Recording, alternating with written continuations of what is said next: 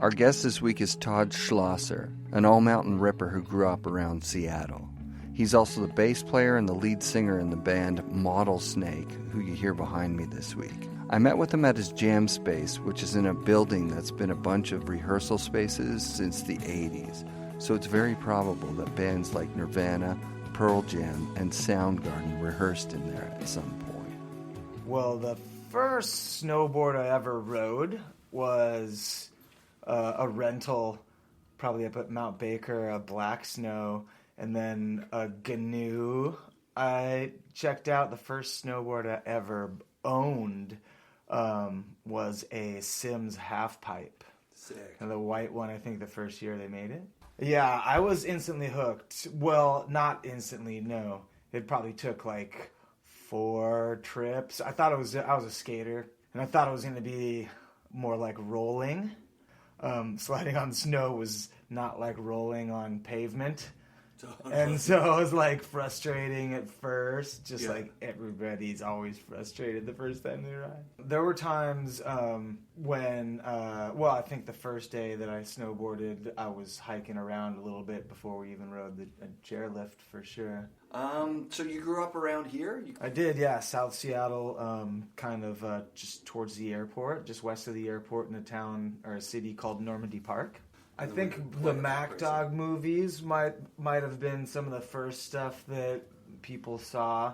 Actually, well, back then when I hooked up with Mike McIntyre, Mac Dog, first through Kurt Heine, actually. Cool. But at the time he was working with Hatchets. Then it was just kind of like go hang out and shoot with Hatchets and Tahoe and...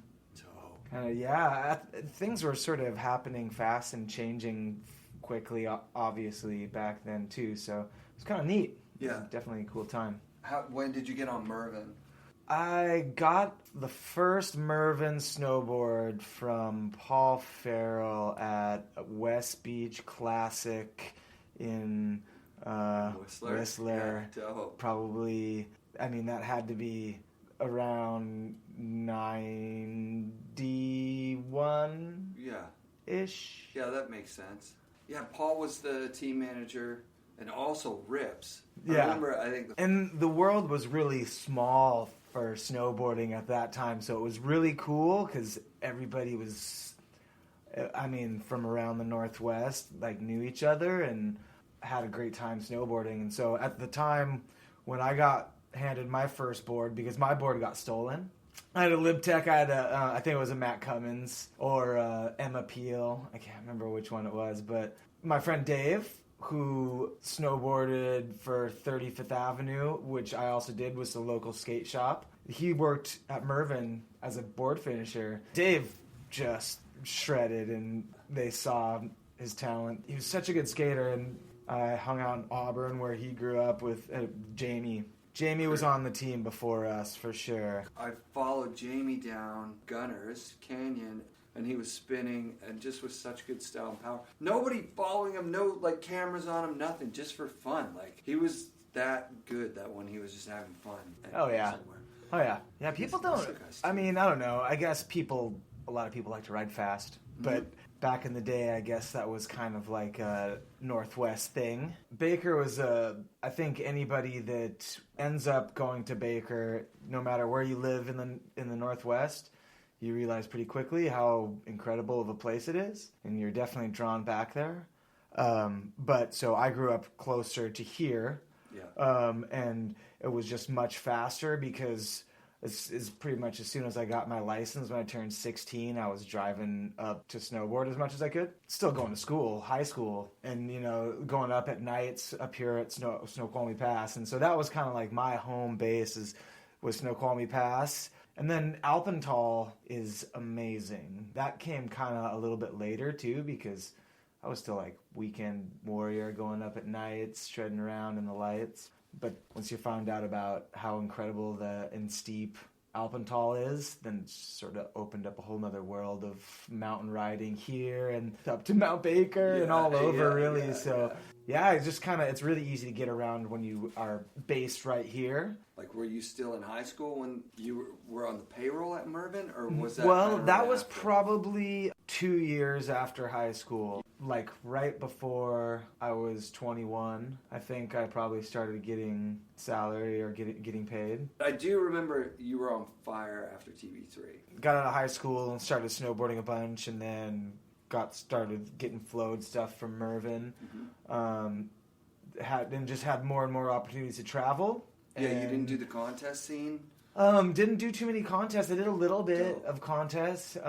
Did some really great fun contests, but pretty soon after I was getting flowed boards, they were getting media requests, and MacDog wanted to film more. So it's just kind of like, well, let's give Todd a travel budget. That happened pretty quickly. The pro model was really cool. I was helping Mervyn kind of design some GNU boards. They wanted to do the model, which was amazing. That was 3 years. Who did you work with on the graphics? Well, the first one I worked with Kelly Talbot.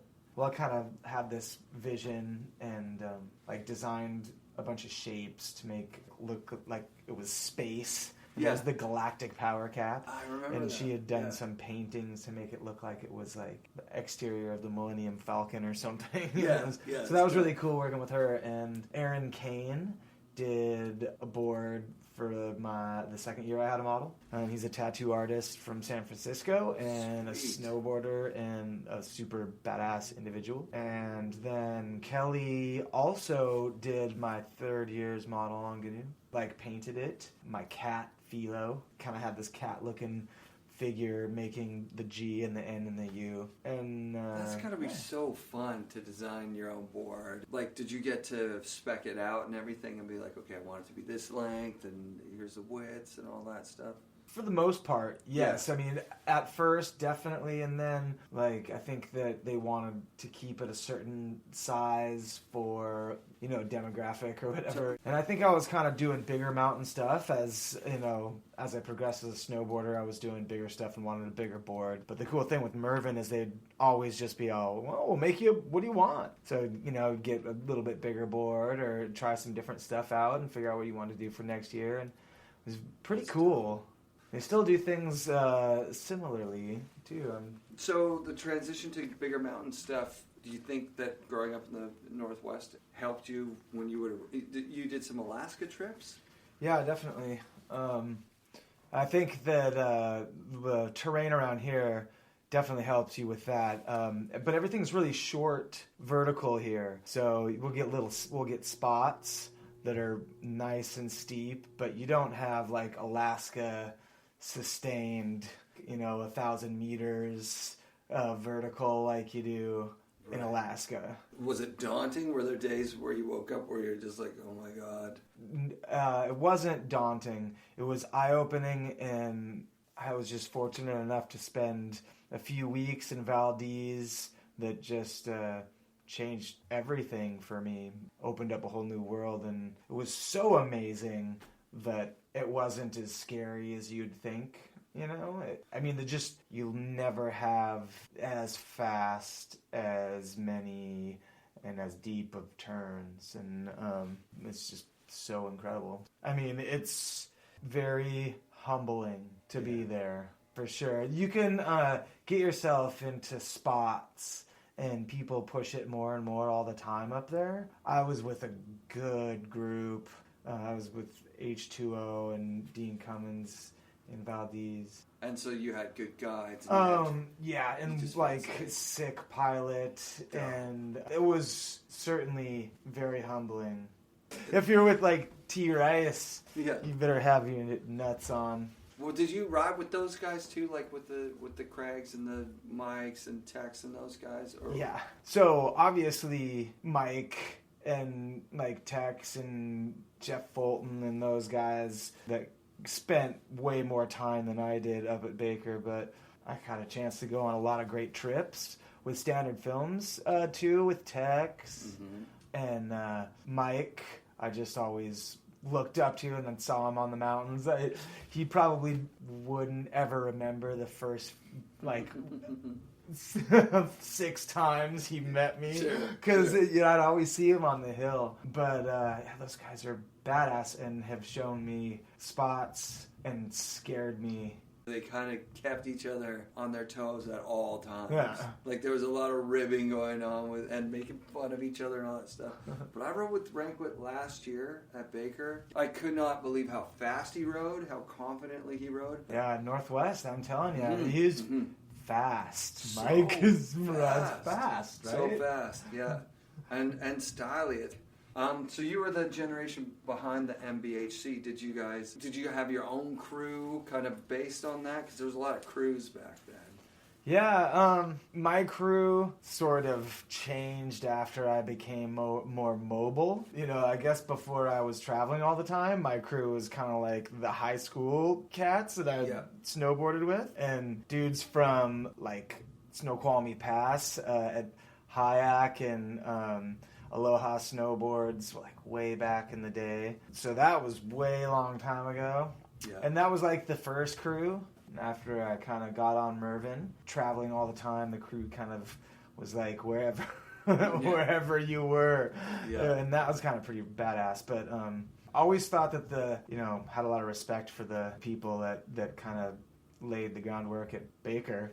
Those are the forefathers of the whole sport, everything. Really? Yeah. Really. For me, I mean, I'm biased, of course. Did you leave Mervyn? Did Mervyn kind of just fizzle out? So I rode for Mervyn for a while, and then they just didn't kind of renew my contract, and I got on with Ingmar Bachmann in Lion Snowboards, and that was an incredible crew. And I look back at the riders that they had on that team, and I was like, wow. Such amazing riders. Still, those guys are shredding, and I think they're still doing a Lion. What was it like going from such an American company to a European company? Did you notice differences in the meetings or in the way that they ran the company? Or? So they had office in Oregon, and they had some great people working for them, and it didn't seem like a European company.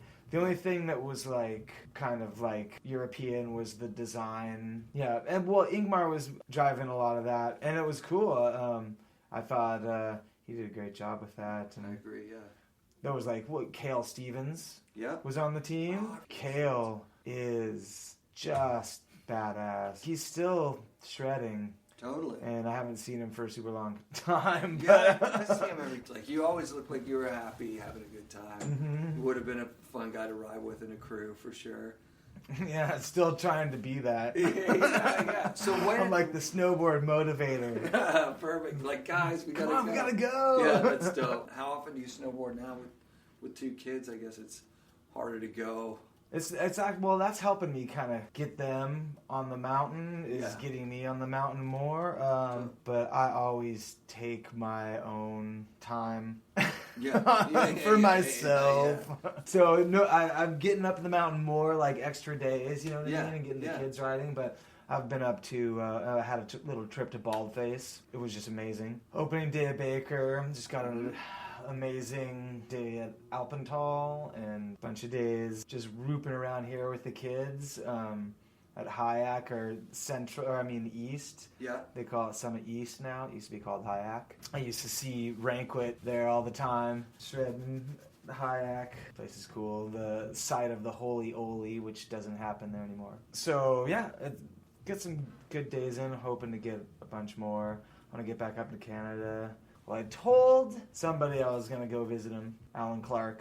So Todd raced the Baker Bank Slalom last Saturday and narrowly missed qualifying for the finals. He finished 31st, right behind Jamie Lynn. He wasn't sure if he would get a spot when we recorded this interview. That thing's awesome. Do you compete in that? Yeah, I try. I mean, I want to. Yeah. It's hard to get a spot. It's hard to get in. I'm actually playing music at the barbecue this year. Dope. Yeah, at the Salmon Bake Salmon. Yeah. That's epic. Salmon Bake. So yeah, talk about your band. Well, Lion was kind of still going. Basically, I took a job, like a full-time design job.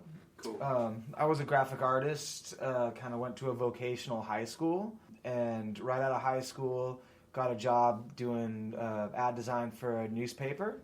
So I graduated in 91.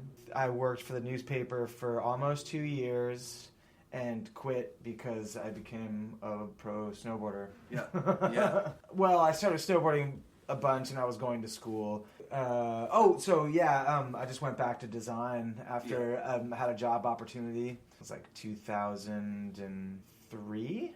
I think relationships get hard when you're traveling all the time too. Totally. And I think after snowboarding and traveling for 10 years, I was like kind of ready to, I'd turned 30. Let's face it, 30, you can still be doing it if you fit into that niche that the 30-year-old can fit in. Yeah. You're not going to be doing necessarily X Games. Sure. But maybe. It's a tough thing, isn't it? Because 30 really kicks your ass. You want to be financially stable. You want to be, you've got all these ideas of what you're going to be like by the time you're 30. Yeah, I don't know. You get to 29 and then you start to panic. That's what happened for me. I really feel like for me, that was like 10 years of traveling went by so fast that I was just like, I never really felt 30. Right. No, that makes total sense. Reverse aged me. Yeah. And then, I sounded 30, or I mean the age, the number, 30. Yeah, sometimes it's just time to move on and do other things. I mean, I really wish I could have just traveled and snowboarded forever. And now I just look back, and not that I took anything for granted, but I any excuse or any opportunity I have to get to the mountains, I take it. Yeah. And I'm working my plan back to the mountains because that's so dope. The city's great, but I'm going to end up in the mountains. 2003, I was working for a record label doing design stuff. Like a few years after that, Blue Montgomery. He moved to Seattle from Salt Lake City, Utah, and moved in with my wife and I, Joanne, in West Seattle, and started working for K2. Then he started Capita shortly after, and I've been riding their boards ever since. He's got an incredible thing going. I don't know if you've seen any of the Mothership stuff, but it's just, I can't believe it. Absolutely amazing what he's done. So we just went to Baldface together. Then he was on the trip, the VST trip, and the guy just amazes me. We had such a fun time riding. He had the craziest boards. The catamaran, the thing rides so amazing, but it's got like this big, huge slit down the nose and the tail, so it looks like two skis sticking out of the powder, but. He is just doing such a great thing for snowboarding, and his boards ride so great. I'm proud of Blue. And in recent years, I've been getting some stuff from Adidas, and I've always been a fan. I've been skating my Biznits. This is probably the 15th pair of these things that are my feet perfect. I get these things from 35th Avenue, the skate shop that I ride for. Yeah, and just got trips planned. Gonna go get to Jackson. So, gonna get back there this year, and yeah. Do you have favorite places, favorite trips that you think of? I do. Yeah. Alaska is always a favorite trip. Just Washington is so good, but it's been a while since I've been to Lake Tahoe, and it's been a while since they've had some good winters, but it's just an amazing place to snowboard. I love all around the lake, like North Lake. So hopefully I get it back there this year. It looks like they're getting down tons there. of snow. Yeah. Yeah. Seems to be a good start. Yeah, it's been a good start. I'm kind of stoked. Here. Yeah, it has. Shit. It has. Yeah. It's been a very good start.